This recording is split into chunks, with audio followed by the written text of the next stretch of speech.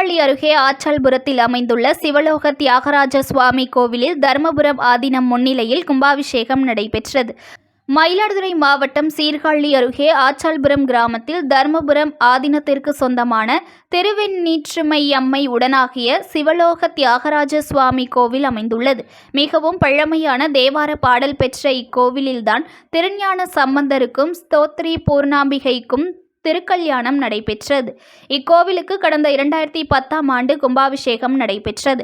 12 ஆண்டுகள் நிறைவடைந்த நிலையில் வரும் 23ஆம் தேதி இன்று காலை 9 மணி அளவில் தர்மபுரம் ஆதீனம் ஸ்ரீலஸ்ரீ மாசினாமணி தேசிக ஞானசம்பந்த பிரம்மாச்சாரியார் சுவாமிகள் முன்னிலையில் கும்பாபிஷேகம் நடைபெற்றது.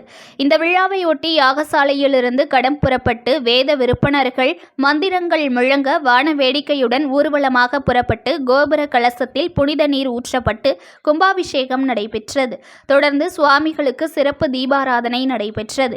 அப்போது திரளான பக்தர்கள் கலந்து கொண்டு சுவாமி தரிசனம் செய்தனர். பின்பு பக்தர்களுக்கு அன்னதானம் வழங்கப்பட்டது. விழாவில் செங்கோல் ஆதீனம், சூரியனார் கோவில், நாச்சியார் கோவில் ஆதீனம் உள்ளிட்ட பல்வேறு மடத்தின் ஆதீனங்கள், இந்து சமய அறநிலையத்துறை இணை ஆணையர் சிவக்குமார் உள்ளிட்ட பலர் பங்கேற்றனர். News1 தமிழை லைக் பண்ணுங்க, கமெண்ட் பண்ணுங்க, ஷேர் பண்ணுங்க, மறக்காம சப்ஸ்கிரைப் பண்ணுங்க.